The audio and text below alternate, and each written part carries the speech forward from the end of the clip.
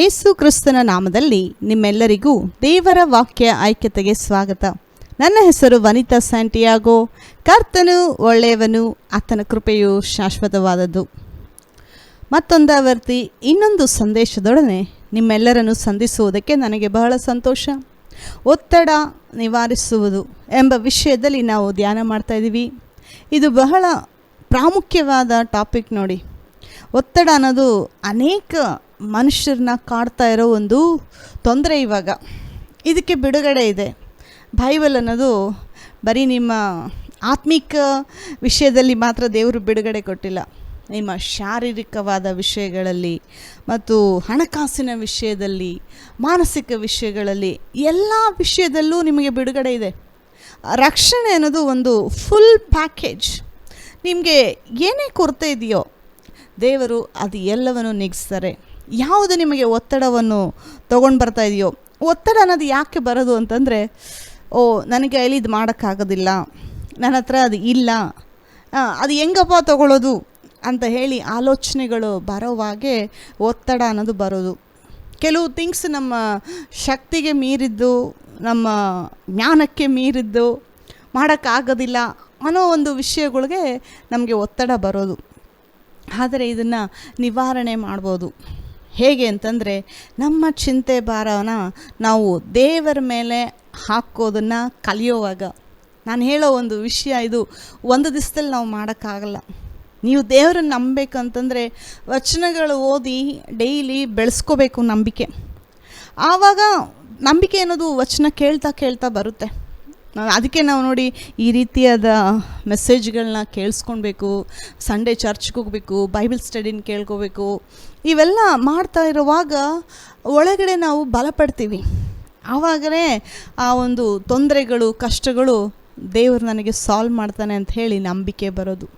So ಇವೆಲ್ಲ ಮೈಂಡಲ್ಲಿ ಇಟ್ಕೊಂಡು ನಾವು ಪ್ರಾರ್ಥನೆ ಮಾಡೋಣ. ಈ ದಿನ ಒಂದು ಒಳ್ಳೆ ಸಾಕ್ಷಿ ಬೈಬಲಿಂದ ನಾವು ಒಂದು ಎಕ್ಸಾಂಪಲ್ ನೋಡಿ ದೇವರು ನಮ್ಮೊಂದಿಗೆ ಮಾತಾಡಲಿ ಅಂತ ಹೇಳಿ ನಂಬಿ ಪ್ರಾರ್ಥನೆ ಮಾಡೋಣ. ನಮ್ಮನ್ನು ಬಹಳವಾಗಿ ಪ್ರೀತಿ ಮಾಡುವಂಥ ಪರಲೋಕದಲ್ಲಿರುವ ನಮ್ಮ ತಂದೆಯಾದ ದೇವರೇ, ಯೇಸು ಕ್ರಿಸ್ತನ ನಾಮದಲ್ಲಿ ನಿನ್ನ ಸನ್ನಿಧಾನಕ್ಕೆ ಬರುತ್ತೇವೆ. ದೇವರೇ, ಈ ಒತ್ತಡ ನಿವಾರಿಸುವುದು ಎಂಬ ವಿಷಯದಲ್ಲಿ ನಾವು ಧ್ಯಾನ ಮಾಡುವಾಗ ದೇವರೇ, ನಮಗೆ ಬೇಕಾದಂಥ ಜ್ಞಾನ, ವಿವೇಕ, ಈ ಒಂದು ವಚನಗಳ ಮೂಲಕ ನೀವು ನಮ್ಮೆಲ್ಲರೊಂದಿಗೆ ನೀವು ಮಾತಾಡಬೇಕಾಗಿ ಬೇಡ್ತೀನಿ ಕರ್ತನೆ. ದೇವರೇ, ಅನೇಕರು ಈ ಒಂದು ಒತ್ತಡ ಅನ್ನೋ ವಿಷಯದಲ್ಲಿ ಕಷ್ಟಪಡ್ತಾ ಇದ್ದಾರೆ. ದೇವ, ನಿಮ್ಮ ವಚನದಲ್ಲಿ ಬಿಡುಗಡೆ ಇದೆ ಅಂತ ಹೇಳಿ ಅವ್ರಿಗೊಂದು ಪ್ರಕಟಣೆ ಕೊಟ್ಟು ನಡೆಸಬೇಕಾಗಿ ಬೇಡ್ತೀನಿ ಕರ್ತನೆ. ನಮ್ಮೆಲ್ಲರೊಂದಿಗೆ ನೀನು ಮಾತಾಡೋದಕ್ಕೋಸ್ಕರ ನಿಮಗೆ ಸ್ತೋತ್ರ. ಸಲಹೆಗಳನ್ನು, ಉತ್ತರಗಳನ್ನು ನಮಗೆ ಕೊಟ್ಟು ನಡೆಸೋದಕ್ಕೋಸ್ಕರ ನಿಮಗೆ ಸ್ತೋತ್ರ. ನಮ್ಮೊಂದಿಗಿದ್ದು ನೀವು ಮಾತಾಡೋದಕ್ಕೋಸ್ಕರ ನಿಮಗೆ ಸ್ತೋತ್ರ. ಯೇಸು ಕ್ರಿಸ್ತನ ನಾಮದಲ್ಲಿ ಬೇಡಿ ಹೊಂದಿದ್ದೇವೆ, ಜೀವವುಳ್ಳ ನಮ್ಮ ತಂದೆಯೇ, ಆಮೇನ್. ನಾವೀಗ ದೇವರ ವಾಕ್ಯವನ್ನು ಓದಿಕೊಡೋಣ. ಮತ್ತಾಯನು ಬರೆದ ಸುವಾರ್ತೆ 11ನೇ ಅಧ್ಯಾಯ 28ರಿಂದ 30 ವಚನಗಳು. ಎಲೈ ಕಷ್ಟಪಡುವವರೇ, ಹೊರೆ ಹೊತ್ತವರೇ, ನೀವೆಲ್ಲರೂ ನನ್ನ ಬಳಿಗೆ ಬನ್ನಿರಿ, ನಾನು ನಿಮಗೆ ವಿಶ್ರಾಂತಿ ಕೊಡುವೆನು. ನಾನು ಸಾತ್ವಿಕನೂ ದೀನ ಮನಸ್ಸುಳ್ಳವನು ಆಗಿರುವುದರಿಂದ ನನ್ನ ನೊಗವನ್ನು ನಿಮ್ಮ ಮೇಲೆ ತೆಗೆದುಕೊಂಡು ನನ್ನಲ್ಲಿ ಕಲಿತುಕೊಳ್ಳಿರಿ. ಆಗ ನಿಮ್ಮ ಆತ್ಮಗಳಿಗೆ ವಿಶ್ರಾಂತಿ ಸಿಕ್ಕುವುದು. ಯಾಕೆಂದರೆ ನನ್ನ ನೊಗವು ಮೃದುವಾದದ್ದು, ನನ್ನ ಹೊರೆಯು ಹೌರವಾದದ್ದು. ಯೇಸು ಕ್ರಿಸ್ತ ಎಲ್ಲರನ್ನೂ ಕರೀತಾ ಇದ್ದಾರೆ. ನನ್ನ ಹತ್ರ ಬನ್ನಿ, ನಾನು ನಿಮಗೆ ವಿಶ್ರಾಂತಿ ಕೊಡ್ತೀನಿ. ನನ್ನ ಹತ್ರ ಬನ್ನಿ, ನಾನು ನಿಮಗೆ ಸಮಾಧಾನ ಕೊಡ್ತೀನಿ ಅಂತ ಹೇಳಿ ಕರೀತಾ ಇದ್ದಾರೆ. ನೋಡಿ, ಯೇಸು ಕ್ರಿಸ್ತನ ಇನ್ವಿಟೇಷನ್ ಎಲ್ಲರಿಗೂ. ಯಾರ್ಯಾರು ಕಷ್ಟಪಡ್ತಾ ಇದ್ದೀರೋ ಬನ್ನಿ. ಯಾರು ಇದನ್ನು ನಾನು ಕಷ್ಟಪಡ್ತಾ ಇಲ್ಲ ಅಂತ ಹೇಳಿ ಹೇಳೋಕ್ಕಾಗಲ್ಲ. ಪ್ರತಿಯೊಬ್ಬ ಮನುಷ್ಯನಿಗೆ ಜೀವನದಲ್ಲಿ ಒಂದಲ್ಲ ಒಂದು ಕೊರತೆ ಇದೆ. ಯಾಕೆಂದರೆ ಯೇಸು ಕ್ರಿಸ್ತ ಇಲ್ದಿರ ನಿಮ್ಮ ಲೈಫು ಸಂಪೂರ್ಣ ಕಂಪ್ಲೀಟ್ ಆಗುತ್ತೆ ಅಂತ ಯಾರೂ ಹೇಳೋಕ್ಕಾಗೋದಿಲ್ಲ. ದೇವರು ಹೇಳಿದ್ದಾರೆ, ನಾನಿಲ್ಲದೆ ನೀವು ಏನು ಮಾಡೋಕ್ಕಾಗೋದಿಲ್ಲ ಅಂತ. ಆದರೆ ದೇವರು ನಮ್ಮ ಜೊತೆ ಇದ್ದರೆ ಎಲ್ಲವನ್ನು ಮಾಡ್ಬೋದು. ದೇವರು ಹೇಳ್ತಾ ಇದ್ದಾರೆ, ಬನ್ನಿ, ನಾನು ನಿಮಗೆ ವಿಶ್ರಾಂತಿ ಕೊಡುವೆನು. ವಿಶ್ರಾಂತಿ ಬೇಡ ನನಗೆ ಅಂಥೇಳಿ ಯಾರಾದರೂ ಹೇಳೋಕ್ಕಾಗುತ್ತಾ? ಯಾರೂ ಹೇಳೋಕ್ಕಾಗಲ್ಲ. ಯಾಕೆಂದರೆ ಎಲ್ಲ ಮನುಷ್ಯರಿಗೂ ಒಂದಲ್ಲ ಒಂದು ಭಾರ, ಒಂದಲ್ಲ ಒಂದು ನೋವು, ಒಂದಲ್ಲ ಒಂದು ಕೊರತೆ, ಏನಾದರೂ ಒಂದು ತೊಂದರೆ ಇರುತ್ತೆ. ದೇವ್ರ ಮೇಲೆ ಮನುಷ್ಯ ಡಿಪೆಂಡಾಗಿ ಬದುಕಬೇಕು. ಅದಕ್ಕೆ ದೇವರು ಮನುಷ್ಯನ ಆ ರೀತಿಯೇ ಸೃಷ್ಟಿ ಮಾಡಿರೋದು. ಮನುಷ್ಯ ತನಗೆ ತಾನೇ ಪ್ರಾಬ್ಲಮ್ಸು ಹ್ಯಾಂಡಲ್ ಮಾಡೋದಕ್ಕಾಗೋದಿಲ್ಲ. ಯಾಕೆ ಅಂತಂದರೆ ನಿಮ್ಮ ವಿರೋಧಿ ಸೈತಾನ ನಿಮಗಿಂತ ಬಲಶಾಲಿ ಅವನು. ಅಂದರೆ ಯೇಸು ಕ್ರಿಸ್ತ ಇಲ್ದಿರ ನಾನು ಹೇಳ್ತಾ ಇರೋದು. ಒಂದು ವೇಳೆ ಯೇಸು ಕ್ರಿಸ್ತ ಇಲ್ದಿರ ನೀವು ಸೈತಾನನ ಆತ್ಮಿಕ ಶಕ್ತಿಗಳ ವಿರೋಧವಾಗಿ ಹೋರಾಡೋದಕ್ಕೆ ಹೋದರೆ ನೀವು ಫೇಲ್ ಆಗ್ತೀರ. ಆದರೆ ನಿಮ್ಮ ವಿರೋಧಿ ಅಷ್ಟು ಬಲಶಾಲಿಯಾಗಿದ್ದರು, ನಿಮಗಿನ್ನ ಇದ್ದರೂ ನಿಮ್ಮ ಜೊತೆ ಯೇಸು ಕ್ರಿಸ್ತ ಇದ್ದರೆ ನೀವು ನಿಮ್ಮ ವೈರಿಗಿಂತ ನೀವು ಪವರ್ಫುಲ್ ಆಗ್ತೀರಾ. ಇವಾಗ ನೋಡಿ, ನಮ್ಮ ವಿರುದ್ಧವಾಗಿ ಒಂದು ಕಷ್ಟ ಬಂದಿದೆ ಅನ್ನುವಾಗ ಆ ಒಂದು ಕಷ್ಟನ ನಾವು ಗೆಲ್ಲಬೇಕು ಅಂತಂದರೆ ಆ ಒಂದು ವಿರೋಧಿಗಿನ್ನ ಶಕ್ತಿ ನಮ್ಮ ಹತ್ರ ಜಾಸ್ತಿ ಇರಬೇಕು. ಆ ಒಂದು ಸೈತಾನನಿಗಿಂತ ಶಕ್ತಿ ನಮ್ಮ ಹತ್ರ ಜಾಸ್ತಿ ಇದ್ರೇ ನಾವು ಅವನ್ನ ಗೆಲ್ಲಕ್ಕಾಗೋದು. ಆದರೆ ಯೇಸು ಕ್ರಿಸ್ತ ಇದ್ದರೆ ಮಾತ್ರ ನಮ್ಮ ಲೈಫಲ್ಲಿ ಎಲ್ಲ ಒಂದು ಸೈತಾನನ್ನು ತೊಗೊಂಡು ಬರೋ ಪ್ಲ್ಯಾನ್ಗಳು, ಅವನ ಯೋಜನೆಗಳ ಮೇಲೆ ನಾವು ಗೆಲ್ಲಕ್ಕಾಗೋದು. ಈ ಒಂದು ಒತ್ತಡ ಅನ್ನೋದು ನೋಡಿ ಆತ್ಮಿಕ ಪ್ರಾಬ್ಲಮ್. ಕೆಲವರು ಅಂದ್ಕೊತಾರೆ ಶಾರೀರದಲ್ಲಿ ಬರುತ್ತೆ, ಅದು ಶಾರೀರಿಕ ಪ್ರಾಬ್ಲಮ್ಮು ಅಂತ ಅಂದ್ಕೊತಾರೆ. ಒತ್ತಡ ಅನ್ನೋದು ಸ್ಟಾರ್ಟಿಂಗಲ್ಲಿ ಹೆಂಗೆ ಸ್ಟಾರ್ಟ್ ಆಗುತ್ತೆ ಅಂತಂದರೆ ಆ ಒಂದು ಸನ್ನಿವೇಶಗಳ ಮೂಲಕ, ಕೆಲವು ಸಾರಿ ಮನುಷ್ಯರ ಮೂಲಕ ನಡೆಯುತ್ತೆ ಇವೆಲ್ಲ. ಆದರೆ ಅದು ಮೈಂಡಲ್ಲಿ ಪ್ರಭಾವ ಬೀರುವಾಗ ಅದಾದಮೇಲೆ ಶಾರೀರದಲ್ಲಿ ಪ್ರಭಾವ ಆಚೆ ತೋರಿಸ್ಕೊಳ್ಳುತ್ತೆ. ಸೊ ಇವನ್ನೆಲ್ಲ ನಾವು ಮಾತ್ರೆ ಮೆಡಿಸಿನಲ್ಲಿ ಟ್ರೀಟ್ ಮಾಡುವಂಥದ್ದು. ಅದೇ ಹೇಳ್ತಿರೋದು, ನನಗೆ ಯಾಕೋ ನಿದ್ದೆ ಬರ್ತಾ ಇಲ್ಲ, ನನಗೆ ಏನಾದರೂ ಮಾತ್ರೆ ಕೊಡಿ ಡಾಕ್ಟ್ರೇ, ನಾನು ನಿದ್ದೆ ಮಾಡಬೇಕು ಅಂತ ಹೇಳಿ ನಿದ್ದೆ ಇಲ್ದಿರ ಅನೇಕರು ನಿದ್ದೆ ಮಾತ್ರೆಗಳು ತೊಗೊತಾ ಇದ್ದಾರೆ. ಆದರೆ ಒಂದು ಸಾರಿನೂ ಕುತ್ಕೊಂಡು ಯೋಚನೆ ಮಾಡಲ್ಲ ಅನೇಕ ಸಾರಿ ಜನ, ಯಾಕೆ ನನಗೆ ನಿದ್ದೆ ಬರ್ತಾ ಇಲ್ಲ, ಏನು ಕಾರಣ ಅನ್ಕೊತಾರೆ. ಏನೋ ಒಂದು ಶಾರೀರದಲ್ಲಿ ತೊಂದರೆ, ಒಂದು ಮಾತ್ರೆ ತೊಗೊಂಡ್ರೆ ನಿದ್ದೆ ಬರುತ್ತೆ ಅಂತ. ನೋಡಿ, ಮಾತ್ರೆಗಳೆಲ್ಲ ಒಳ್ಳೆಯದೇ, ಆದರೆ ನಿಮ್ಮ ಕಂಪ್ಲೀಟಾಗಿ ನಿಮ್ಮ ಪ್ರಾಬ್ಲಮ್ಸ್ನ ಮಾತ್ರೆಗಳು ಸಾಲ್ವ್ ಮಾಡೋಕ್ಕಾಗಲ್ಲ ಅಂಥೇಳಿ ನಾನು ಗ್ಯಾರಂಟಿ ಬರ್ಕೊಡ್ತೀನಿ. ಒಂದು ವೇಳೆ ಮಾತ್ರೆಗಳು ಈ ಒಂದು ಮದ್ದು ಎಲ್ಲ ಮನುಷ್ಯನ ಪ್ರಾಬ್ಲಮ್ಮು, ಮನುಷ್ಯನಿಗೆ ಪರ್ಫೆಕ್ಟ್ ಆರೋಗ್ಯ ಕೊಡೋದಾಗಿದ್ದರೆ ದೇವರೇ ಬೇಕಾಗ್ತಾ ಇರಲಿಲ್ಲ. ಆದರೆ ಇವೆಲ್ಲ ಆತ್ಮಿಕ ಪ್ರಾಬ್ಲಮ್ಸು. ಸೊ ಆತ್ಮಿಕವಾಗಿ ಹ್ಯಾಂಡಲ್ ಮಾಡೋದು ಕಲ್ತ್ಕೊಳ್ಳಿ. ಮೊದಲು ನಿಮ್ಮ ಆತ್ಮ ದೇವರ ವಚನದಲ್ಲಿ ಸ್ಟ್ರಾಂಗ್ ಆಗಿದ್ದರೆ, ಆತ್ಮದಾದಂಥ ದೇವರು ನನ್ನ ಜೊತೆ ಇದ್ದಾನೆ, ನನಗೆ ವಿರುದ್ಧವಾಗಿ ತೊಗೊಂಡು ಬರುವಂಥ ಸೈತಾನನ ಎಲ್ಲ ಒಂದು ಶೋಧನೆಗಳ ಮೇಲೆ ದೇವರು ನನಗೆ ಜಯ ಕೊಡ್ತಾನೆ ಅಂಥೇಳಿ ನಂಬುವಾಗೆ ನಾವು ರಿಲ್ಯಾಕ್ಸ್ ಆಗೋಕ್ಕಾಗೋದು. ಯಾಕೆಂದರೆ ನನ್ನಲ್ಲಿರುವಾತನು ಲೋಕದಲ್ಲಿರುವಾತನಿಗಿಂತ ಶಕ್ತಿವಂತ. ಈ ಒಂದು ಪ್ರಕಟಣೆ ನಿಮಗೆ ಸಿಕ್ಕುವಾಗ ಏನೇ ಕಷ್ಟ ಬರಲಿ ಒತ್ತಡ ಇಲ್ದಿರ ಲೈಫ್ನ ಜಯಿಸ್ತೀರ. ಇನ್ನೊಂದು ಹೇಳಿದ್ದಾರೆ ಯೇಸು ಕ್ರಿಸ್ತ ಇಲ್ಲಿ, ನನ್ನ ನೊಗವು ಮೃದುವಾದದ್ದು, ನನ್ನ ಹೊರೆಯು ಹೌರವಾದದ್ದು. ಯೇಸು ಕ್ರಿಸ್ತ ಹೇಳ್ತಿರೋದು, ನೀವು ಪ್ರಾಬ್ಲಮ್ಸ್ನ ಹ್ಯಾಂಡ್ಲ್ ಮಾಡೋಕ್ಕಾಗೋದಿಲ್ಲ, ನಿಮ್ಮ ಪ್ರಾಬ್ಲಮ್ಸ್ನ ನನ್ನ ಕೈ ಕೊಡಿ, ನಾನು ಅದನ್ನು ಸಾಲ್ವ್ ಮಾಡ್ತೀನಿ. ಆಮೇಲೆ ನನ್ನ ನೊಗ ನೀವು ತಗೊಳ್ಳಿ ಅಂತ ಹೇಳ್ತಾ ಇದ್ದಾರೆ. ಏನಪ್ಪ ಯೇಸು ಕ್ರಿಸ್ತನ ನೊಗ? ಯಾವ ರೀತಿ ಇದನ್ನು ಎಕ್ಸ್ಪ್ಲೇನ್ ಮಾಡೋಕ್ಕಾಗುತ್ತೆ ಈ ಒಂದು ವಚನ? ನನ್ನ ನೊಗ ನೀವು ತಗೊಳ್ಳಿ ಅಂತ ಹೇಳ್ತಾ ಇದ್ದಾರೆ. ಯೇಸು ಕ್ರಿಸ್ತನ ಹತ್ರ ಏನಿದೆ? ಯೇಸು ಕ್ರಿಸ್ತನ ಹತ್ರ ಸಮಾಧಾನ ಇದೆ. ಯೇಸು ಕ್ರಿಸ್ತನ ಹತ್ರ ನಿಮ್ಮ ಪ್ರಾಬ್ಲಮ್ಗೆ ಸಲ್ಯೂಷನ್ ಇದೆ. ಸೊ ಅನೇಕರು ಅನ್ಕೊತಾ ಇದ್ದಾರೆ, ಈ ಒಂದು ತೊಂದರೆಗೆ ಪ್ರಾಬ್ಲಮ್ಮೇ ಸಾಲ್ವ್ ಮಾಡೋದಕ್ಕೆ ಯಾವುದೂ ದಾರಿ ಇಲ್ಲ ಅಂತಾರೆ. ಆದರೆ ದೇವ್ರು ಹೇಳ್ತಾ ಇರೋದು ದಾರಿ ಇದೆ. ಸೈತಾನ ಮನುಷ್ಯರನ್ನ ಇದೇ ಮೋಸ ಮಾಡ್ತಾ ಇರೋದು. ನಿನ್ನ ಪ್ರಾಬ್ಲಮ್ಮು ಯಾರೂ ಸಾಲ್ವ್ ಮಾಡೋಕ್ಕಾಗೋದಿಲ್ಲ, ನಿನಗೆ ಮಾತ್ರನೇ ಬಂದಿದೆ. ಅನೇಕರು ಅನ್ಕೊತಾರಲ್ಲ, ನನಗೆ ಮಾತ್ರನೇ ಬಂದಿದೆ ಈ ಪ್ರಾಬ್ಲಮ್ಮು ಅಂತ.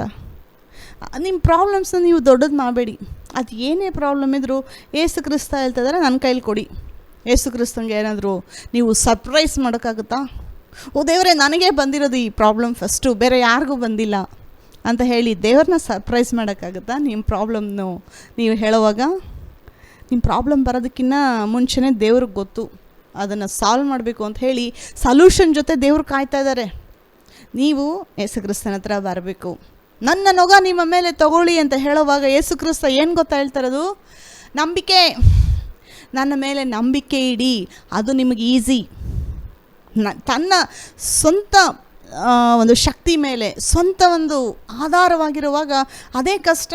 ನಾನು ನನ್ನ ಶಾರೀರದಲ್ಲಿ ಮಾಡ್ತೀನಿ, ನನ್ನ ಜ್ಞಾನದಲ್ಲಿ ನಾನು ಇದನ್ನು ಸಾಲ್ವ್ ಮಾಡ್ತೀನಿ ಅನ್ನೋದೇ ಕಷ್ಟ. ಆದರೆ ದೇವ್ರು ನಿಮ್ಮ ಜೊತೆ ಇರುವಾಗ ಆ ಪ್ರಾಬ್ಲಮ್ ಸಾಲ್ವ್ ಮಾಡೋದು ಈಸಿ ಅಂತ ದೇವ್ರು ಹೇಳ್ತಾ ಇರೋದು. ನನ್ನ ನೊಗವು ಮೃದುವಾದದ್ದು, ನನ್ನ ಹೊರೆಯು ಹೌರವಾದದ್ದು. ಸೊ ದೇವರು ಈ ದಿನ ಏನು ಕೇಳ್ತಾ ಇದ್ದಾರೆ ಅಂದರೆ, ನನ್ನ ಹತ್ರ ಬನ್ನಿ, ನನ್ನ ನಂಬಿ. ಇದು ಎಷ್ಟು ಈಸಿ ಗೊತ್ತಾ ಇದು ಮಾಡೋದು. ಆದರೆ ಅನೇಕರು ಇಷ್ಟು ಈಸಿಯಾಗಿರೋ ವಿಷಯ ಮಾಡ್ತಾಯಿಲ್ಲ. ಅದು ಹೆಂಗಾಗುತ್ತೆ, ದೇವ್ರು ಹೆಂಗೆ ನನ್ನ ಪ್ರಾಬ್ಲಮ್ ಸಾಲ್ವ್ ಮಾಡ್ತಾರೆ, ನಾನೇ ಫಿಕ್ಸ್ ಮಾಡಬೇಕು, ನಾನೇ ಈ ವಿಷಯದಲ್ಲಿ ಏನಾದರೂ ಮಾಡಬೇಕು ಅನ್ನೋದೇ ಸ್ವಲ್ಪ ಗರ್ವ. ಅದು ಆ ಒಂದು ಗರ್ವದಲ್ಲಿ ಇರೋವರೆಗೂ ದೇವ್ರ ಸಹಾಯ ನಾವು ತಗೊಳ್ಳೋದಕ್ಕಾಗೋದಿಲ್ಲ. ದೇವರೇ ಹೇಳ್ತಾ ಇರೋವಾಗ ನಿಮ್ಮ ಪ್ರಾಬ್ಲಮ್ಸು ನೀವು ಹ್ಯಾಂಡಲ್ ಮಾಡೋಕ್ಕಾಗಲ್ಲ ಅಂತಂದರೆ, ನಾವೇನಾದರೂ ಸ್ಮಾರ್ಟ್ ಆಗಿದ್ದೀವಿ ಅಂತಂದರೆ ನಂಬಬೇಕು, ಓಕೆ ಈ ಪ್ರಾಬ್ಲಮ್ಸ್ ನಾನು ಹ್ಯಾಂಡಲ್ ಮಾಡೋಕ್ಕಾಗಲ್ಲ, ದೇವ್ರ ಸಹಾಯ ನನಗೆ ಬೇಕು ಅನ್ನೋದೇ ದೇವ್ರ ಹತ್ರ ತಗ್ಗಿಸ್ಕೊಳ್ಳೋದು. ದೇವರು ಹೇಳ್ತಾರದು ನನ್ನ ವಚನಕ್ಕೆ ತಗ್ಗಿಸ್ಕೊಳ್ಳಿ. ದೇವರೇನು ಇನ್ನೊಬ್ರಿಗೆ ತಗ್ಗಿಸ್ಕೊಂಡು ನೀವು ಅವ್ರ ಡೋರ್ ಮ್ಯಾಟಾಗಿ ನಿಮ್ಮ ಮೇಲೆ ಜನ ನಡ್ಕೊಂಡು ಹೋಗಲಿ, ನಿಮ್ಮನ್ನು ಅಡ್ವಾಂಟೇಜ್ ತಗೊಳ್ಳಿ ಅಂತ ಹೇಳ್ತಾ ಇಲ್ಲ ದೇವರು. ತಗ್ಗಿಸ್ಕೊಳೋದು ಅನ್ನೋ ಒಂದು ವಚನ ಒಳ್ಳೆಯದೇ, ಅದನ್ನು ಸರಿಯಾಗಿ ಅರ್ಥ ಮಾಡ್ಕೋಬೇಕು. ದೇವರು ತಗ್ಗಿಸ್ಕೊಳ್ಳೋದು ಅಂತ ಹೇಳೋವಾಗ ಏನು ಗೊತ್ತಾ, ನಾನು ಹೇಳೋದನ್ನು ನಂಬಿ ಒಪ್ಕೊಳ್ಳೋದು. ತಂದೆ ಹೇಳೋದನ್ನು ನಂಬಿ ಒಪ್ಕೊಳ್ಳೋದು. ಯೇಸು ಕ್ರಿಸ್ತ ಹೇಳೋದನ್ನು ಓಕೆ ಅಂತ ಹೇಳಿ ನಂಬಿ ಒಪ್ಕೊಳ್ಳೋದೇ ತಗ್ಗಿಸ್ಕೊಳ್ಳೋದು, ಬೇರೆ ಇನ್ನೇನು ಇಲ್ಲ. ದೇವರ ಬಲವಾದ ಹಸ್ತದ ಕೆಳಗೆ ತಗ್ಗಿಸಿಕೊಳ್ಳ್ರಿ ಅಂತ ದೇವರು ಹೇಳ್ತಾ ಇರೋದು. ಓಕೆ ದೇವರೇ ನನ್ನ ಕೈಲಾಗಲ್ಲ, ನೀನು ಸಹಾಯ ಮಾಡು ಅಂತ ಹೇಳಿ ದೇವ್ರನ್ನ ಕೇಳುವಾಗ ಆವಾಗ ದೇವರು ನಿಮ್ಮ ಪ್ರಾಬ್ಲಮ್ನ ಅವ್ರು ತೊಗೊಂಡು ಆವಾಗೆ ಅವ್ರು ನಿಮಗೆ ಸಾಲ್ವ್ ಮಾಡೋಕ್ಕಾಗೋದು. ಅದಕ್ಕಿಂತ ಮುಂಚೆ ದೇವರು ಏನಾದರೂ ನಿಮಗೆ ಮಾಡಿ ಅಂತ ಹೇಳುವಾಗ ಅದು ನಿಮ್ಮ ಕೈಲಿ ಮಾಡೋಕ್ಕಾಗುತ್ತೆ ಅಂತ ಹೇಳಿ ನೀವು ನಂಬಬೇಕು. ದೇವರು ನಿಮ್ಮ ಕೈಲಿ ಮಾಡೋಕ್ಕಾಗದಿರೋದನ್ನು ಯಾವತ್ತೂ ದೇವರು ಮಾಡು ಅಂತ ಕೇಳೋದಿಲ್ಲ. ನಿಮ್ಮ ಕೈಲಿ ನಂಬಕ್ಕಾಗುತ್ತೆ, ಅದಕ್ಕೆ ಹೇಳ್ತಾ ಇರೋದು ನಂಬಿ ಅಷ್ಟೇ ದೇವ್ರು ಕೇಳ್ತಾ ಇರೋದು. ಅನೇಕ ಸಾರಿ ದೇವ್ರ ವಿಷಯದಲ್ಲಿ ಕೆಲವ್ರಿಗೆ ಒಂದು ತಪ್ಪಾದ ಏನೋ ಆಲೋಚನೆಗಳಿದೆ. ದೇವರು ಈ ಒಂದು ಕೆಲಸ ಕೇಳ್ಬಿಟ್ರೆ ನನ್ನ ಕೈಲಿ ಮಾಡೋಕ್ಕಾಗಲ್ಲ, ದೇವರೇ ನೀನು ತುಂಬ ಜಾಸ್ತಿ ಕೇಳ್ತಾ ಇದೀಯಾ, ನನಗೆ ಮಾಡೋದು ಆಗಲ್ಲ ನನ್ನ ಕೈಲಿ ಅಂತ ಹೇಳಿ ನಾವು ಹೇಳೋದಕ್ಕಾಗಲ್ಲ. ಯಾಕೆ ಅಂತಂದರೆ ದೇವ್ರಿಗೆ ನೀವು ಎಷ್ಟರ ಮಟ್ಟಿಗೆ ನಂಬಿಕೆಯಲ್ಲಿದ್ದೀರಾ, ಯಾವ ಒಂದು ಸ್ಟೇಟಲ್ಲಿದ್ದೀರಾ, ನಿಮ್ಮ ಕೈಲಿ ಏನು ಮಾಡೋಕ್ಕಾಗುತ್ತೆ, ಮಾಡೋಕ್ಕಾಗೋದನ್ನು ಮಾತ್ರನೇ ದೇವರು ಮಾಡಿ ಅಂತ ಹೇಳಿ ಕೇಳೋದು. ಸೊ ನಾವದು ಮಾಡುವಾಗ ದೇವರೇ ನೀನು ಹೇಳಿದ್ದೀಯಾ ನಾನು ಮಾಡ್ತೀನಿ ಅನ್ನೋವಾಗ ಅದ್ಭುತಗಳು ನಡೆಯುತ್ತೆ. ನೋಡಿ, ಅದ್ಭುತ ನಡಿಬೇಕು ಅಂತಂದರೆ ಒಂದು ತುಂಬ ಕಷ್ಟ ಏನಿಲ್ಲ. ಆ್ಯಕ್ಚುಲಿ ಅದ್ಭುತ ನಡಿಬೇಕು ಅಂತಂದರೆ ಸಿಂಪಲ್ಲು. ನಿಮ್ಮ ನಂಬಿಕೆ ದೇವ್ರ ಮೇಲೆ ಇಟ್ಟರೆ ದೇವರ ಅದ್ಭುತಗಳು ಮಾಡ್ತಾರೆ. ದೇವ್ರು ಹೇಳ್ತಾ ಇರೋದು ಮನುಷ್ಯ ಕುಮಾರನು ಲೋಕಕ್ಕೆ ಬರುವಾಗ ನಂಬಿಕೆಯನ್ನು ನೋಡ್ತಾನ. ದೇವರು ನಿಮ್ಮಲ್ಲಿ ನಂಬಿಕೆ ಅನ್ನೋದನ್ನೇ ಎದುರು ನೋಡ್ತಾ ಇದ್ದಾರೆ. ಅದನ್ನು ನೀವು ಇಟ್ಟರೆ ಸಾಕು ದೇವ್ರ ಮೇಲೆ, ದೇವರೆಲ್ಲ ನಿಮ್ಮ ಪ್ರಾಬ್ಲಮ್ಸ್ನ ಸಾಲ್ವ್ ಮಾಡ್ಕೊಳ್ತಾರೆ. ಇದಕ್ಕೊಂದು ಎಕ್ಸಾಂಪಲ್ ನೋಡೋಣ. ಹಳೆ ಒಡಂಬಡಿಕೆಯಲ್ಲಿ ಹೋಗಿ 2ನೇ ಅರಸ 3ನೇ ಅಧ್ಯಾಯದಲ್ಲಿ ಒಬ್ಬ ರಾಜನ ಬಗ್ಗೆ ಇಲ್ಲಿ ಧ್ಯಾನ ಮಾಡೋಣ ಈ ದಿನ. 2ನೇ ಅರಸ 3ನೇ ಅಧ್ಯಾಯ 1ರಿಂದ ನಾನು ಎಲ್ಲ ವಚನ ಓದೋದಿಲ್ಲ, ಸ್ವಲ್ಪ ಬ್ಯಾಕ್ಗ್ರೌಂಡ್ ಹೇಳಿ ಇಂಪಾರ್ಟೆಂಟ್ ವಚನಗಳು ಮಾತ್ರ ಇಲ್ಲಿ ಓದ್ಕೊಡೋಣ. ಯೋರಾಮ ಅಂತ ಹೇಳಿ ಆಹಾಬನ ಮಗ. ಆಹಾಬ ಗೊತ್ತಲ್ವಾ, ಒಬ್ಬ ದುಷ್ಟ ಅರಸ. ಇಡೀ ಇಸ್ರಾಯೇಲ್ರನ್ನ ಬಾಲನನ್ನು ಆರಾಧನೆ ಮಾಡಿ ಅಂತ ಹೇಳಿ ಇನ್ಫ್ಲೂಯೆನ್ಸ್ ಮಾಡಿರೋ ಒಬ್ಬ ರಾಜ. ಅವನ ಹೆಂಡತಿ ಯೆಜಬೇಲಳು ಅವನಿಗಿಂತ ದುಷ್ಟ ರಾಣಿಯವಳು. ಅವಳು ಕೂಡ ಈ ಒಂದು ಇಡೀ ಇಸ್ರಾಯೇಲ್ನೇ ಬಾಲನ ಆರಾಧನೆ ಮಾಡೋದಕ್ಕೆ ಬಾಲನ ಪ್ರವಾದಿಗಳಿಗೆ ಊಟ ಹಾಕಿ ಬೆಳೆಸ್ತಾ ಇದ್ಲು ಅವಳು. ಸೊ ಈ ರೀತಿಯಾದಂಥ ತಂದೆ ತಾಯಿಗೆ ಒಬ್ಬ ಮಗ ಇಲ್ಲಿ ಹುಟ್ಟಿದ್ದಾನೆ. ಅವನ ಹೆಸರು ಏನಂದರೆ ಯೋರಾಮ. ಇವಾಗ ಆಹಾಬ ಇಲ್ಲ, ಯೆಜಬೇಲಲಿಲ್ಲ, ಅವರಿಬ್ಬರ ಮೇಲೆ ದೇವ್ರ ನ್ಯಾಯ ತೀರ್ಪು ಬಂತು. ಅದಾದಮೇಲೆ ಇಲ್ಲಿ ಯೋರಾಮನು ಇಲ್ಲಿ ಇಸ್ರಾಯೇಲ್ ದೇಶನ ಆಳ್ತಾ ಇದ್ದಾನೆ. ಈ ಒಂದು ಇಸ್ರಾಯೇಲ್ ದೇಶ ಯೋರಾಮ ಆಳುವಾಗ ಮೋವಾಬ್ ಅರಸ ಈಗ ಆಹಾಬ ಇರೋವರೆಗೂ ಭಯಪಟ್ಟು ಆಹಾಬನಿಗೆ ಭಯಪಡ್ತಾ ಇದ್ದ. ಆದರೆ ಆಹಾಬ ಸತ್ತೋದ ಅಂತೇಳಿ ತಿಳ್ಕೊಂಡ್ಮೇಲೆ ಮಗ ಆಳ್ತಾ ಇದ್ದಾನೆ ಅಂತ ಹೇಳುವಾಗ ಮೋವಾಬರ ಅರಸ ಇಸ್ರಾಯೇಲ್ ಅರಸನಿಗೆ ವಿರುದ್ಧವಾಗಿ ಬರ್ತಾ ಇದ್ದಾನೆ ದಂಡೆತ್ತಿ. ಇವನಿಗೆ ಇಲ್ಲಿ ಸ್ಟಾರ್ಟಿಂಗಲ್ಲಿ ಭಯ ಆಗ್ತಾಯಿದೆ, ಏನಪ್ಪ ಮಾಡೋದು ಅಂತ. ಅದಾದಮೇಲೆ ಇವನೇನು ಮಾಡ್ತಾನೆ, ಯೆಹೋಷಾಫಾಟ್ ಅಂತೇಳಿ ಯಹೂದ್ಯರ ಅರಸ, ದಾವೀದನ ವಂಶಕ್ಕೆ ಸೇರಿದವನು, ಅವನ್ನ ಹೆಲ್ಪ್ ಮಾಡು ಅಂತ ಕರೀತಾ ಇದ್ದಾನೆ ಬಂದು. ಅವನು ಕೂಡ ಓಕೆ ನಾನು ಹೆಲ್ಪ್ ಮಾಡ್ತೀನಿ ಅಂಥೇಳಿ ಯೆಹೋಷಾಫಾಟ್ ಒಪ್ಕೊಳ್ತಾನೆ. ಅದಾದಮೇಲೆ ಇನ್ನೊಬ್ಬ ರಾಜ ಕೂಡ ಜಾಯ್ನ್ ಆಗ್ತಾರೆ ಇವ್ರ ಜೊತೆ, ಈದೋಮ್ ರಾಜ. ಸೊ ಇವರು 3 ಜನ ತೀರ್ಮಾನ ಮಾಡಿಕೊಂಡು ಮೋವಾಬರ ವಿರೋಧವಾಗಿ ಯುದ್ಧಕ್ಕೆ ಹೋಗ್ತಾ ಇದ್ದಾರೆ. ಆ್ಯಕ್ಚುಲಿ ಈ ಒಂದು ಯುದ್ಧದಲ್ಲಿ ಯೋರಾಮ ಯುದ್ಧ ಸ್ಟಾರ್ಟ್ ಮಾಡಿಲ್ಲ. ಈ ಒಂದು ಯುದ್ಧದಲ್ಲಿ ದೇವರು ಹೆಲ್ಪ್ ಮಾಡ್ತಾ ಇದ್ದಾರೆ. ಇಲ್ಲಿ ಬಂದು ನೋಡಿ ತಿಳ್ಕೊಬೇಕು, ಯೋರಾಮನ ಅಪ್ಪ ಅಮ್ಮ ದೇವರ ವಚನಕ್ಕೆ ಸರಿಯಾಗಿ ನಡೀದೇ ಇದ್ದವರು, ದೇವರಿಗೆ ಬಹಳ ಕೋಪ ಎಬ್ಬರಿಸಿದ ಜನ. ಅವ್ರ ಮಗನಿಗೆ ದೇವರು ಇಲ್ಲಿ ಸಹಾಯ ಮಾಡ್ತಾ ಇದ್ದಾರೆ. ಯಾಕೆ ಅಂತಂದರೆ ಕೆಲವು ವಿಷಯಗಳಿದೆ. ಇಸ್ರಾಯೇಲ್ರ ಅರಸನಿಗೆ ದೇವರು ಯಾಕೆ ಸಹಾಯ ಮಾಡಬೇಕು? ಇಸ್ರಾಯೇಲ್ರು ದೇವರ ದಾರಿನ ಬಿಟ್ಬಿಟ್ಟಿದ್ದಾರೆ. ಮತ್ತು ಆಹಾಬ ಮತ್ತು ಯೆಜೆಬೇಲಳು ಇಸ್ರಾಯೇಲ್ರ ರಾಜ್ಯನೇ ಬಾಲನ ಒಂದು ಆರಾಧನೆ ಮಾಡೋದ್ರಿಂದ ದೇವ್ರ ವಿರುದ್ಧವಾಗಿ ಪಾಪ ಮಾಡಿದ್ದಾರೆ. ಮತ್ತು ಇಲ್ಲಿ ಅವ್ರ ಮಗ ಯೋರಾಮ, ಆದರೆ ಯೋರಾಮ ಒಂದು ಒಳ್ಳೆ ಕೆಲಸ ಮಾಡಿದ್ನಂತ ಹೇಳಿ ಇಲ್ಲಿ 3ನೇ ಅಧ್ಯಾಯದಲ್ಲಿ ಬರೆದಿದೆ. ಅದೇನು ಅಂತಂದರೆ ಅವನ ತಂದೆ ತಾಯಿ ಎಷ್ಟು ದುಷ್ಟನಾಗಿರಲಿಲ್ಲ ಅಂತ ಇದೆ. ಅವ್ರ ತಾಯಿ ತಂದೆ ದುಷ್ಟರೇ, ಆದರೆ ಇವನು ಅಷ್ಟೊಂದು ದುಷ್ಟನಾಗಿರಲಿಲ್ಲ ಅಂಥೇಳಿ ಪವಿತ್ರಾತ್ಮನೇ ಒಂದು ವಚನ ಯೋರಾಮನ ಬಗ್ಗೆ ಇಲ್ಲಿ ಬರೆದಿದೆ. ಇನ್ನೊಂದು ಏನು ಮಾಡ್ದ ಅಂತಂದರೆ ಆ ಬಾಲನ ವಿಗ್ರಹನ ತೆಗೆದು ಹಾಕಿದ ಯೋರಾಮ ಅಂಥೇಳಿ ಇನ್ನೊಂದು ವಚನ ಇವ್ರ ಬಗ್ಗೆ ಬರೆದಿದೆ. ಸೊ ಇದು ಎರಡು ಆದರೂ ಕೂಡ ಯೋರಾಮ ಒಂದು ಯರೊಬ್ಬಾಮನ ಮಾರ್ಗದಲ್ಲಿ ನಡೆದ ಅಂತ ಹೇಳಿ ಇನ್ನೊಂದು ಬರೆದಿದೆ. ಯರೊಬ್ಬಾಮನು ಇಡೀ ಇಸ್ರಾಯೇಲ್ರಿಗೆ ಒಂದು ವಿಗ್ರಹನ ಇಂಟ್ರೊಡ್ಯೂಸ್ ಮಾಡಿದ್ದ ಒಬ್ಬ ದುಷ್ಟ ರಾಜ ಅವನು. ಆದರೆ ಇವು ನೋಡಿ, ಕೆಲವು ಒಳ್ಳೇದು ಮಾಡಿದ್ದಾನೆ, ಕೆಲವು ಕೆಟ್ಟದು ಇದೆ. ಆದರೆ ಇಲ್ಲಿ ದೇವರು ಇಲ್ಲಿ ಸಹಾಯ ಮಾಡ್ತಾ ಇರೋದು ಏನಕ್ಕೆ ಅಂತಂದರೆ, ಈ ಯುದ್ಧ ಯೋರಾಮ ಸ್ಟಾರ್ಟ್ ಮಾಡ್ತಾ ಇಲ್ಲ, ಮೋವಾಬರ ಅರಸ ಇವ್ರ ವಿರುದ್ಧವಾಗಿ ಬರ್ತಾ ಇದ್ದಾನೆ. ಮತ್ತು ಇನ್ನೊಂದು ಇಲ್ಲಿ ಯೆಹೋಷಾಫಾಟ್ ಯಹೂದ್ಯರ ಅರಸ ಇನ್ವಾಲ್ವ್ ಆಗಿದ್ದಾನೆ ಇಲ್ಲಿ ಅಂತ ಹೇಳಿ ಇಲ್ಲಿ 3 ಜನ ಅರಸರು ಮೋವಾಬನ ರಾಜನ ವಿರುದ್ಧವಾಗಿ ಹೋಗೋದಕ್ಕೆ ರೆಡಿಯಾಗಿದ್ದಾರೆ. ಸೊ ಇಲ್ಲಿ ರೆಡಿಯಾಗಿ ಬರಬೇಕಾದ್ರೆ ಅವರು ಅರಣ್ಯದ ಕಡೆಯಿಂದ ಹೋಗೋಣ ಅಂತ ಹೇಳಿ ಬರ್ತಾರೆ. ಕೆಲವು ವಚನ ಇವಾಗ ಇಲ್ಲಿ ಓದೋಣ. 9ನೇ ವಚನ, 2ನೇ ಅರಸು 3ನೇ ಅಧ್ಯಾಯ 9ನೇ ವಚನ. ಆಗ ಇಸ್ರಾಯೇಲ್, ಯಹೂದ್, ಏದೋಮ್ ರಾಜ್ಯಗಳ ಅರಸರು ಹೊರಟು ಸುತ್ತಾದ ದಾರಿಯಿಂದ 7 ದಿವಸ ಪ್ರಯಾಣ ಮಾಡಿದರು. ಮಾರ್ಗದಲ್ಲಿ ಅವರ ಸೈನಿಕರಿಗೂ ಅವರ ತಂದ ಪಶುಗಳಿಗೂ ನೀರು ಸಿಕ್ಕದೆ ಹೋದುದರಿಂದ ಇಸ್ರಾಯೇಲರ ಅರಸನು, ಅಯ್ಯೋ, ಯೆಹೋವನು 3 ಮಂದಿ ಅರಸರಾದ ನಮ್ಮನ್ನು ಮೋವಾಬ್ಯರ ಕೈಗೆ ಒಪ್ಪಿಸಿಕೊಡುವುದಕ್ಕೋಸ್ಕರ ಇಲ್ಲಿಗೆ ಬರಮಾಡಿದ್ದಾನೆ ಎಂದು ಗೋಳಾಡಿದನು. 3 ಜನ ಯುದ್ಧ ಮಾಡೋಕ್ಕೆ ರೆಡಿಯಾಗಿ ಹೋಗ್ತಾ ಇದ್ದಾರೆ. 7 ದಿವಸ ಒಂದು ಅಡವಿನ ಸುತ್ತುವಾಗ ಎಲ್ಲೂ ನೀರು ಸಿಕ್ಕೋದಿಲ್ಲ ಅವ್ರಿಗೆ ನೀರಿಲ್ಲ. ನೋಡಿ, ಒಂದು ಆರ್ಮಿಗೆ ನೀರಿಲ್ಲ ಅಂತಂದರೆ ಯುದ್ಧ ಮಾಡೋಕ್ಕಾಗುತ್ತಾ? ಮನುಷ್ಯನಿಗೆ ನೀರು ಅನ್ನೋದು ಒಂದು ಬೇಸಿಕ್ಕಾಗಿ ಬೇಕಾಗಿರೋವಂಥ ಒಂದು ಇದು. ಮನುಷ್ಯ ನೀರಿಲ್ದಿರ ಬದುಕೋದಕ್ಕೆ ಆಗೋದಿಲ್ಲ. ಆ ನೀರು ಅನ್ನೋದು ಒಂದು ಬೇಸಿಕ್ ಇಂಪಾರ್ಟೆನ್ಸ್, ಇಲ್ಲಿ ಬೇಸಿಕ್ ನೆಸೆಸಿಟಿ ಅಂತ ಕೂಡ ಹೇಳ್ಬೋದು. ಒಂದು ಅವಶ್ಯವಾದ ಒಂದು ನೀರು ಅದು. ಇವರು 7 ದಿವಸ ಸುತ್ತಾಡಿದರೆ ನೀರಿಲ್ಲ ಅಂತಂದರೆ ಮನುಷ್ಯ ಎಷ್ಟು ಟಯರ್ಡ್ ಆಗ್ತಾನೆ, ಎಷ್ಟು ವೀಕ್ ಆಗ್ತಾನೆ, ಎಷ್ಟು ಟೆನ್ಷನ್ ಆಗುತ್ತೆ ಗೊತ್ತಾ? ಇವಾಗ ಕೆಲವು ಸಿಟಿಗಳು ನೀರಿಲ್ದಿರ ಕಷ್ಟಪಡ್ತಾ ಇದೆ. ನೀರಿಲ್ಲ ಅನ್ನೋದು ಮನುಷ್ಯನಿಗೆ ಎಷ್ಟು ಒತ್ತಡ ತೊಗೊಂಡು ಬರ್ತಾ ಇದೆ ಗೊತ್ತಾ? ನೀರಿಗೇನಪ್ಪ ಮಾಡೋದು ಅಂತ ಹೇಳಿ ಗೌರ್ಮೆಂಟ್ ವಿರುದ್ಧವಾಗಿ ಹೋಗ್ತಾರೆ. ಗೌರ್ಮೆಂಟ್ಗೆ ಅದು ಮಾಡು ಇದು ಮಾಡು ಅಂತ ಹೇಳ್ತಾರೆ. ನೀವು ಗೌರ್ಮೆಂಟ್ ಮೇಲೆ ಎಷ್ಟೇ ಪ್ರೆಷರ್ ಆದರೂ, ನದಿಯಲ್ಲಿ ನೀರಿದ್ರೇ ಪೈಪ್ಸ್ ಎಲ್ಲ ಕನೆಕ್ಟ್ ಮಾಡಿ ಗೌರ್ಮೆಂಟು ನಿಮಗೆ ನೀರು ಕೊಡೋಕ್ಕಾಗೋದು. ಒಂದು ವೇಳೆ ನದಿಯಲ್ಲೇ ನೀರಿಲ್ಲ ಅಂತಂದರೆ ಗೌರ್ಮೆಂಟ್ ಎಲ್ಲಿಂದ ನಿಮಗೆ ಕೊಡೋಕ್ಕಾಗುತ್ತೆ? ಮನುಷ್ಯರ ಮೇಲೆ ಗೌರ್ಮೆಂಟ್ ರಾಜಕಾರಣಿಗಳ ಮೇಲೆ ನಿಮಗೆ ಕೋಪ ಬರುತ್ತೆ, ಪ್ರೊಟೆಸ್ಟ್ ಮಾಡ್ತೀರಾ, ಎಲ್ಲ ಮಾಡ್ತೀರಾ. ಅವರೆಲ್ಲಿಂದ ತೊಗೊಂಡು ಬರೋಕ್ಕಾಗುತ್ತೆ ನೀರು? ಇದೇ ಅನೇಕ ಸಾರಿ ಮನುಷ್ಯರು ಮಾಡೋ ತಪ್ಪು. ಒಂದು ಕಷ್ಟ ಬಂತು ಅಂತಂದರೆ, ಒಂದು ಒತ್ತಡ ಬಂತು ಅಂತಂದರೆ ಇನ್ನೊಬ್ಬರ ಮೇಲೆ ಎದುರು ನೋಡೋದು, ಏನಾದರೂ ಮಾಡಿ ಅಂತ. ಇದೇ ಮೋಶೆಗೂ ಮಾಡಿದ್ದು ಇಸ್ರಾಯೇಲ್ರ ಜನ, ಮೊದಲನೇ ಸಂತತಿ. ನೀರಿಲ್ಲ ಅಂತಂದರೆ, ಮೋಶೆ ನಮಗೆ ನೀರು ಕೊಡು, ಏನು ನಮ್ಮನ್ನು ಸಾಯೋದಕ್ಕೆ ಇಲ್ಲಿ ಕರ್ಕೊಂಬಂದಿದ್ಯಾ ಅಂತ ಹೇಳ್ತಾರೆ. ಮೋಶೆ ಹೆಂಗೆ ನೀರು ಕೊಡೋಕ್ಕಾಗುತ್ತೆ? ಮೋಶೆ ಏನಾದರೂ ದೇವರಾ? ಇಲ್ಲ ಮೋಶೆ ಏನಾದರೂ ಜೀವದ ಬುಗ್ಗೆಯಾ? ಇಲ್ಲ ಮೋಶೆ ಏನಾದರೂ ಬಾವಿನ ನೀರು ತೋಡ್ಕೊಂಡು ಬರೋಕ್ಕಾಗತ್ತಾ ಮೋಶೆಯಿಂದ? ಅರ್ಥ ಮಾಡ್ಕೋಬೇಕಲ್ವಾ? ಮೋಶೆ ಕೈಲಾಗುತ್ತಾ ಅಷ್ಟು ಲಕ್ಷಾಂತರ ಜನ ಮಂದಿಗೆ ನೀರು ಕೊಡೋದಕ್ಕೆ?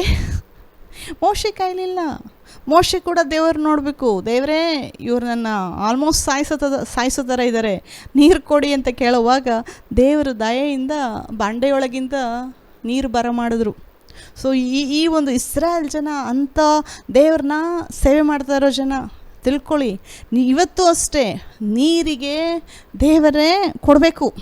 ನೀರು ಬೇಕು ಅಂತಂದರೆ ದೇವರು ಕೊಡೋವಾಗೇ ಅದು ನಡೆಯೋದು. ಮನುಷ್ಯರು ಕೊಡೋವಂಥ ಒಂದು ವಸ್ತು ಅಲ್ಲ ಇದು. ದೇವರು ಕೊಡಬೇಕು ನೀರು. ಆತನು ಜೀವದ ಬುಗ್ಗೆ, ಆತನಿಂದ ಎಲ್ಲ ಒಳ್ಳೆ ವಸ್ತುಗಳು ಬರೋದು. ಸೊ ನೀರು ಬೇಕು ಅಂತಂದರೆ ದೇವರನ್ನ ಎದುರು ನೋಡಿ ದೇವರು ಕೊಡ್ತಾರೆ ನೀರು. ಸೊ ಇಲ್ಲಿ 7 ದಿವಸ ಸುತ್ತಾಡ್ತಾ ಇದ್ದಾರೆ, ನೀರಿಲ್ಲ. ಇವಾಗೆಲ್ಲ ಸೈನಿಕರು ಟಯರ್ಡ್ ಆಗಿದ್ದಾರೆ, ಅವರ ಕುದುರೆಗಳಿಗೆ ಒಂಟೆಗಳಿಗೆ ನೀರಿಲ್ಲ. ಒಂಟೆಗಳೆಲ್ಲ ಬಹಳ ಜಾಸ್ತಿ ನೀರು ಕುಡಿತವೆ. ಸೊ ಇಂದು ನೀರಿಲ್ಲದೆ ಇರೋ ಸಂದರ್ಭದಲ್ಲಿ ಎಲ್ಲರೂ ಟೆನ್ಷನ್ ಆಗ್ತಾಯಿದ್ದಾರೆ, ಎಲ್ಲರಿಗೂ ಒಂದು ಒತ್ತಡದಲ್ಲಿ ಬರ್ತಾ ಇದ್ದಾರೆ. ಅವನು ಹೇಳೇಬಿಟ್ಟ, ಯೆಹೋರಾಮ ರಾಜ, ಇಸ್ರಾಯೇಲ್ ರಾಜ, ಅಯ್ಯೋ ಯೆಹೋವನು ನಮ್ಮನ್ನು ಇಲ್ಲಿಗೆ ಕರ್ಕೊಂಡು ಬಂದಿದ್ದು ಏನಕ್ಕಂದರೆ ಮೋವಾಬ್ಯರ ಕೈಗೆ ಒಪ್ಪಿಸಿಕೊಡೋದಕ್ಕೆ ಅಂತ. ಹಿಂಗೆ ಹೇಳ್ತಾರೆ ನೋಡಿ. ಈ ಒಂದು ಇಸ್ರಾಯೇಲ್ ರಾಜನಿಗೆ ಯೆಹೋವ ತಂದೆ ಬಗ್ಗೆ ಒಂದು ಅಂಡರ್ಸ್ಟ್ಯಾಂಡಿಂಗೇ ಇಲ್ಲ, ದೇವರ ಬಗ್ಗೆ ಒಂದು ಅರಿವೇ ಇಲ್ಲ. ಅನೇಕ ಸಾರಿ ನಾವು ಈ ರೀತಿ ಮಾಡಿರ್ತೀವಿ. ಕಷ್ಟಗಳು ಬರಬೇಕಾದ್ರೆ, ಅಯ್ಯೋ ದೇವರೇ ಇದು ನನ್ನ ಕೆಟ್ಟದಕ್ಕೆ ಬಂದಿದೆ ಈ ಕಷ್ಟ, ಓ ದೇವರೇ ನೀನೇ ತೊಗೊಂಡು ಬಂದಿದೆಯಾ ಈ ಕಷ್ಟ, ಈ ಕಷ್ಟದಲ್ಲಿ ನಾನು ಮುಳುಗೋಗ್ತೀನಿ, ಈ ಕಷ್ಟದಿಂದ ನಾನು ಆಚೆ ಬರೋದಿಲ್ಲ, ಈ ಕಷ್ಟ ನಾನು ಮುಳುಗಿಸ್ಬಿಡುತ್ತೆ, ಇದರಿಂದ ನಾನು ಆಚೆ ಬರೋದಕ್ಕಾಗಲ್ಲ, ದೇವರೇ ನೀನೇ ಇದು ಮಾಡಿದೆ ನನಗೆ ಅಂತ ಕೂಡ ಹೇಳೋ ವಿಶ್ವಾಸಿಗಳು ಅನೇಕ ಜನ ಇದ್ದಾರೆ. ಏನಾದರೂ ಒಂದು ತೊಂದರೆ ಬರಬೇಕಾದ್ರೆ ದೇವರಿಗೆ ವಿರೋಧವಾಗಿ ಮಾತಾಡೋದು. ಓಕೆ, ದೇವರೇ ಇದನ್ನು ಪ್ಲ್ಯಾನ್ ಮಾಡಿ ಇಟ್ಟಿದ್ರು ನನ್ನ ಲೈಫಲ್ಲಿ ಅಂತ ಹೇಳೋ ಜನ ಕೂಡ ಇದ್ದಾರೆ. ದೇವರೇನು ನಿಮಗೆ ಪ್ಲ್ಯಾನ್ ಮಾಡಬೇಕಾ ಕೆಟ್ಟದಾಗಬೇಕು ಅಂತ ಹೇಳಿ? ದೇವ್ರ ಪ್ಲ್ಯಾನ್ಗಳು ಒಳ್ಳೆಯದೇ ಇರೋದು ವಿಶ್ವಾಸಿಗಳಿಗೆ. ಆದರೆ ವಿಶ್ವಾಸಿಗಳು ಈ ರೀತಿ ಮಾತಾಡ್ದಿರಾ ದೇವರನ್ನ ಹುಡುಕಬೇಕು. ಸೊ ಇದು ಯೆಹೋರಾಮನ ಒಂದು ಹೇಳಿಕೆ. ಗೋಳಾಡ್ತಾ ಇದ್ದಾನೆ, ಅಳ್ತಾ ಇದ್ದಾನೆ ಯೆಹೋರಾಮ, ಇಸ್ರಾಯೇಲ್ರ ರಾಜ. ಆದರೆ ಅದೇ ಒಂದು ಸಮಯದಲ್ಲಿ ಯೆಹೋಷಾಫಾಟ್ ಅಂತ ಯೆಹೂದ್ಯರ ಅರಸ, ದಾವೀದನ ವಂಶದವನು. ಇವನು ದಾವೀದನ ವಂಶದವನು ಏನು ಹೇಳ್ತಾ ಇದ್ದಾನೆ, ಅವನು ಕಷ್ಟ ನೋಡಿ ಅವನಿಗೂ ನೀರಿಲ್ಲ. ಇಲ್ಲಿ ಏನು ನೋಡಿ, ಇಸ್ರಾಯೇಲ್ ರಾಜನಿಗೂ ನೀರಿಲ್ಲ, ಏದೋಮ ರಾಜನಿಗೂ ನೀರಿಲ್ಲ, ಇವನಿಗೂ ನೀರಿಲ್ಲ. ಆದರೆ ಯಾವ ರೀತಿ ನಾವು ಸಿಚುವೇಶನ್ ನೋಡಿಬಿಟ್ಟು ಯಾವ ರೀತಿ ಮಾತಾಡ್ತೀವಿ ಅನ್ನೋದು ಬಹಳ ಇಂಪಾರ್ಟೆಂಟು. ಒಬ್ಬ ರಾಜ ಹೇಳ್ತಿದ್ದಾನೆ, ದೇವ್ರು ನಮ್ಮನೇಲಿ ಸಾಯಿಸೋದಕ್ಕೆ ಕರ್ಕೊಂಡು ಬಂದಿದ್ದಾನೆ, ದೇವ್ರು ನಮ್ಮನ್ನು ಮೋವಾಬ್ಯರ ಕೈಗೆ ಕೊಡಬೇಕು ಅಂತಲೇ ಕರ್ಕೊಂಡು ಬಂದಿದ್ದಾನೆ ಅಂಥೇಳಿ ಇಸ್ರಾಯೇಲ್ ರಾಜ ಹೇಳ್ತಿದ್ದಾನೆ. ಆದರೆ ಯಹೂದ ರಾಜ ಏನು ಹೇಳ್ದ ಅಂದರೆ, ಇಲ್ಲಿ ದೇವರ ಪ್ರವಾದಿ ಇಲ್ವಾ, ನಾವು ಆತನನ್ನು ಎನ್ಕ್ವೈರ್ ಮಾಡ್ಬೋದಲ್ವಾ, ಆತನ ಮೂಲಕ ದೇವರ ಹತ್ರ ಕೇಳ್ಬೋದಲ್ವಾ, ದೇವರೇ ಇಲ್ಲೊಂದು ನೀರಿಲ್ಲ, ಏನಾದರೂ ಮಾರ್ಗ ಇದೆಯಾ? ಅದನ್ನೇ ನಾವು ಮಾಡಬೇಕು. ಈ ದಿನ ಒಂದು ಕಷ್ಟ ಬಂತು ಅಂತಂದರೆ ಆಗೋದಿಲ್ಲ, ನಡೆಯೋದಿಲ್ಲ, ಆಗೋಯ್ತು ಅಂತ ಹೇಳ್ಬಾರ್ದು. ಓಕೆ, ದೇವ್ರ ಹತ್ರ ಈ ರೀತಿ ಕೇಳ್ಬೋದು. ಯೆಹೋಷಾಫಾಟ್ ರಾಜನ ಥರ ಇಲ್ಲೊಂದು ಕಷ್ಟ ಸಂದರ್ಭ ಬಂದಿದೆ, ಇದ್ರ ಬಗ್ಗೆ ದೇವ್ರೇನು ಹೇಳ್ತಾರೆ, ಇದ್ರ ಬಗ್ಗೆ ನಾನು ದೇವ್ರ ಹತ್ರ ಮಾತಾಡ್ತೀನಿ, ಇದ್ರ ವಿಷಯದಲ್ಲಿ ನಾನು ದೇವ್ರ ಹತ್ರ ಪ್ರೇಯರ್ ಮಾಡ್ತೀನಿ, ದೇವರು ನನಗೆ ಸಹಾಯ ಮಾಡ್ತಾನೆ ಅಂತ ಕೇಳಬೇಕು. ಸೊ ಈ ಒಂದು ಇಸ್ರಾಯೇಲ್ ರಾಜ ಈ ರೀತಿ ಮಾತಾಡುವಾಗ ಯಹೂದ್ಯರ ರಾಜ ದೇವರಿದ್ದಾರೆ, ದೇವರ ಪ್ರವಾದಿ ಇದ್ದಾನ ಅಂಥೇಳಿ ದೇವರ ಪ್ರವಾದಿನ ಹುಡುಕ್ತಾ ಇದ್ದಾನೆ. ಆಗಿನ ಕಾಲದಲ್ಲಿ ಪವಿತ್ರಾತ್ಮ ಒಳಗಡೆ ಇರ್ತಾ ಇರಲಿಲ್ಲ, ಅದಕ್ಕೆ ಅವರು ಪ್ರವಾದಿಗಳನ್ನ ಹುಡ್ಕೊಂಡು ಹೋಗ್ತಾಯಿದ್ರು. ಆದರೆ ಇವಾಗ ಹೊಸ ಒಡಂಬಡಿಕೆ ಕಾಲದಲ್ಲಿ ನಾವು ದೇವರ ಆಲಯವಾಗಿದ್ದೀವಿ, ದೇವರ ಆತ್ಮನು ನಮ್ಮೊಳಗೆ ವಾಸ ಮಾಡ್ತಾ ಇದ್ದಾನೆ. ಸೊ ನಾವು ದೇವ್ರನ್ನ ಹುಡುಕಬೇಕು ಅಂತಂದರೆ ಯಾರನ್ನೂ ಹುಡ್ಕೊಂಡು ಹೋಗ್ಬೇಕಾಗಿಲ್ಲ. ನಿಮ್ಮೊಳಗಡೆ ಪವಿತ್ರಾತ್ಮ ಇದೆ, ಪವಿತ್ರಾತ್ಮನ ಹತ್ರ ಮಾತಾಡಿ, ಈ ಒಂದು ಸಂದರ್ಭ ನನ್ನ ಲೈಫಲ್ಲಿ ಬಂದಿದೆ, ಈ ಒಂದು ಒತ್ತಡ ನನ್ನ ಲೈಫಲ್ಲಿ ಬಂದಿದೆ, ಇದರಿಂದ ನನಗೆ ಬಿಡುಗಡೆ ಕೊಡಿ ಅಂತ ಹೇಳಿ ಒಂದು ದಾರಿನ ದೇವ್ರ ಹತ್ರ ಕೇಳಿ. ಸೊ ಈ ರೀತಿ ಯೆಹೋಷಾಫಾಟ್ ರಾಜ ಹೇಳುವಾಗ ಎಲಿಷನ ಬಗ್ಗೆ ಒಬ್ಬರು ಇಂಟ್ರೊಡ್ಯೂಸ್ ಮಾಡ್ತಾರೆ. ಎಲಿಷಾ ದೇವರ ಪ್ರವಾದಿ. ಎಲಿಷಾ ಇಟ್ಕೊಂಡು ಸ್ಟಾರ್ಟಿಂಗಲ್ಲಿ ಇಸ್ರಾಯೇಲ್ ರಾಜನಿಗೆ, ನೀನು ನಿಮ್ಮ ತಾಯಿ ತಂದೆ ದೇವ್ರ ಹತ್ರ ಹೋಗು, ಸುಳ್ಳು ಪ್ರವಾದಿಗಳ ಹತ್ರ ಹೋಗು, ನನ್ನ ಹತ್ರ ಯಾಕೆ ಬಂದಿದೆಯಾ ಅಂಥೇಳಿ ಸ್ಟಾರ್ಟಿಂಗಲ್ಲಿ ಕೋಪ ಮಾಡಿಕೊಂಡ್ರು. ಅದಾದಮೇಲೆ ದೇವ್ರ ಹತ್ರ ಪ್ರೇಯರ್ ಮಾಡಿ ಒಂದು ಡೈರೆಕ್ಷನ್ ತೊಗೊತಾನೆ. ಓಕೆ ದೇವರೇ, ಇಲ್ಲಿ 3 ಜನ ಅರಸರು ಬಂದಿದ್ದಾರೆ, ನೀರಿಲ್ಲ ಅಂತ ಹೇಳ್ತಾ ಇದ್ದಾರೆ, ಏನು ಮಾಡೋದು ಇವಾಗ ಅಂತ ಕೇಳುವಾಗ ಯೆಹೋವ ತಂದೆ ಎಲೀಷನ ಮೂಲಕ ಒಂದು ಡೈರೆಕ್ಷನ್ ಕೊಡ್ತಾ ಇದ್ದಾರೆ, ಒಂದು ಇನ್ಸ್ಟ್ರಕ್ಷನ್ ಕೊಡ್ತಾ ಇದ್ದಾರೆ. ಈ ಒಂದು ಹಳ್ಳದಲ್ಲಿ ಗುಂಡಿಗಳನ್ನು ತೋಡಿಡಿರಿ, ನೀವು ಮಳೆ ನೋಡೋದಿಲ್ಲ, ಗಾಳಿನೂ ಬರೋದಿಲ್ಲ, ಆದರೂ ಈ ಗುಂಡಿಗಳಲ್ಲಿ ನಾನು ನೀರು ತುಂಬಿಸ್ತೀನಿ ಅಂತ ದೇವರ ಒಂದು ವಾಕ್ಯ ಅಲ್ಲಿ ಉಂಟಾಗುತ್ತೆ. ಸೊ ಇವಾಗ ಏನು ಮಾಡಬೇಕು ಅಂತಂದರೆ, ಇವರು ದೇವರು ಹೇಳಿರೋ ಥರ ಮಾಡಬೇಕು. ಹೋಗಿ ಒಂದು ಹಳ್ಳದಲ್ಲಿ ಗುಂಡಿಗಳನ್ನು ತೋಡಬೇಕು. ಒಂದು ವೇಳೆ ಅವರು ತೋಡಿಲ್ಲ ಮಾಡಿಲ್ಲ ಅಂತಂದರೆ ಅದ್ಭುತ ನಡೆಯೋದಿಲ್ಲ. ಎಲ್ಲಿಂದ ಬರುತ್ತೆ ನೀರು, ಎಲ್ಲಿಂದ ಬರುತ್ತೆ ಮಳೆ, ಹೆಂಗೆ ನೀರು ಬರುತ್ತೆ ಅಂಥೇಳಿ ಕ್ವಶನ್ ಕೇಳ್ಕೊಂಡಿದ್ರೆ ಅದ್ಭುತ ನಡೆಯೋದಿಲ್ಲ. ದೇವರ ವಾಕ್ಯ ಉಂಟಾಯ್ತಾ, ದೇವರ ಹತ್ರ ಪ್ರಾರ್ಥನೆ ಮಾಡಿದ್ರಿ, ದೇವರು ಒಂದು ಹೇಳಿದ್ರು ಮಾಡು ಅಂತ ಹೇಳಿ, ದೇವರು ಹೇಳಿದ ಮಾಡುವಾಗೆ ಅದ್ಭುತ ನಡೆಯೋದು. ಅವರೊಂದು ಗುಂಡಿಗಳು ತೋಡಿದಾಗ ದೇವರು ಆ ನೀರನ್ನು ಏದೋಮ್ ಅನ್ನೋ ಒಂದು ಜಾಗದಿಂದ ನೀರು ಬರಮಾಡಿದ್ರು. ಆ ನೆಕ್ಸ್ಟ್ ದಿವಸ ಅವ್ರಿಗೆ ಫುಲ್ ನೀರಿತ್ತು ಎಲ್ಲರಿಗೂ ಕುಡಿಯೋದಕ್ಕೆ, ಅವರಿಗೆ ಪಶುಗಳಿಗೆ ಎಲ್ಲರಿಗೂ ನೀರು ಕೊಟ್ಟರು ದೇವರು. ಇದು ದೇವರಿಗೆ ಮಾಡೋದಕ್ಕೆ ಎಷ್ಟು ಸುಲಭ ಗೊತ್ತಾ? ಮನುಷ್ಯರಿಗೆ ಇದು ಮಾಡೋದಕ್ಕೆ ಕಷ್ಟ. ಆದರೆ ದೇವರಿಗೆ ಹಳ್ಳ ಕೊಳ್ಳಗಳು, ಎಲ್ಲಿ ನೀರು ಎಲ್ಲ ಒಂದು ಭೂಮಿ ಕೆಳಗಡೆ ನೀರು ಚಾರ್ಜ್ ಮಾಡೋದು, ಮತ್ತು ರೀಚಾರ್ಜ್ ಮಾಡೋದು, ಮತ್ತು ಕಂಟಿನ್ಯೂಸ್ ಆಗಿ ನೀರು ಕೊಡೋದು ದೇವರಿಗೆ ಸುಲಭವಾದ ಕೆಲಸ. ಅದೇ ಯೇಸು ಕ್ರಿಸ್ತ ಹೇಳ್ತಾ ಇರೋದು, ನನ್ನ ನೊಗವು ಹಗುರ, ನನ್ನನ್ನು ನಂಬೋದು ನಿಮಗೆ ಈಸಿ, ನಾನು ಈ ಒಂದು ನೀರು ಕೊಡೋದು ನನಗೆ ಈಸಿ ಅಂತ ಹೇಳಿ ದೇವರು ಹೇಳ್ತಾ ಇರೋದು.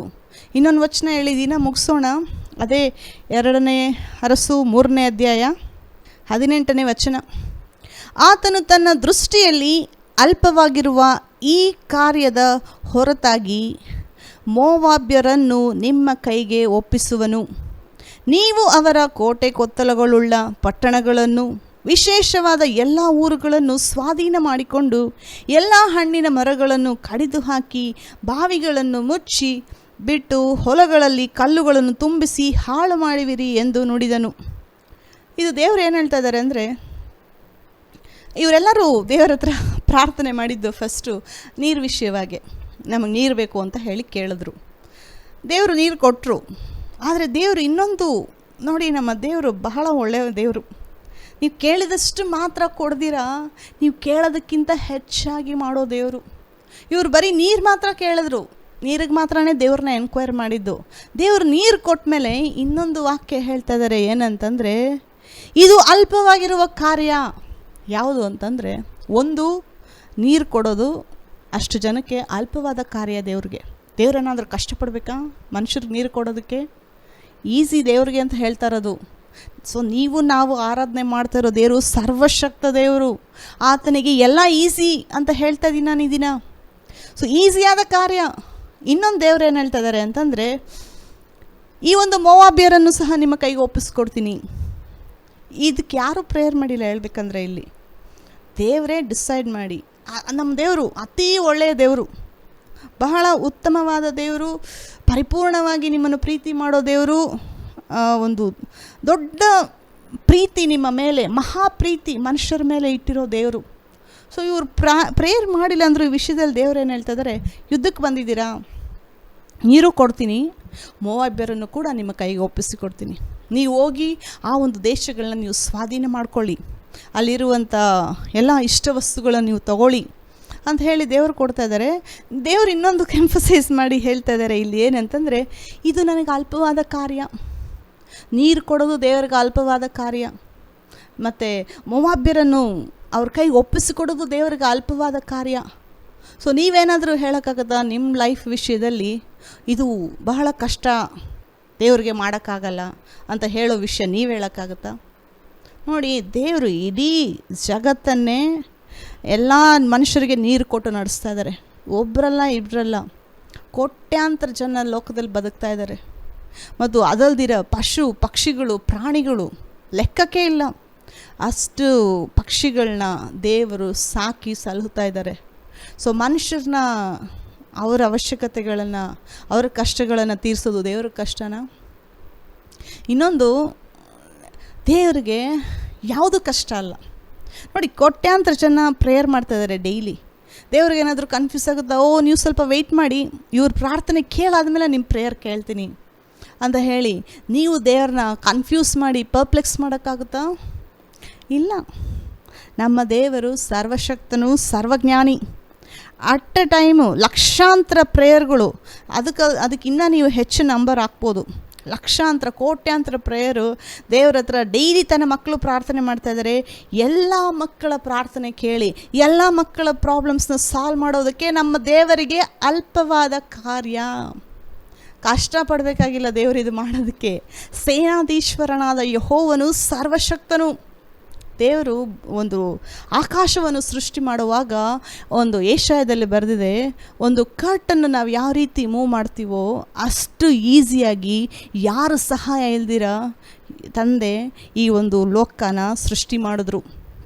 ಭೂಮಿಯ ಫೌಂಡೇಶನ್ಸ್ಗಳು ಹಾಕಬೇಕಾದ್ರೆ ಯಾರ ಸಹಾಯ ಇಲ್ದರು ದೇವರು ಅದನ್ನು ಮಾಡಿದ್ರು.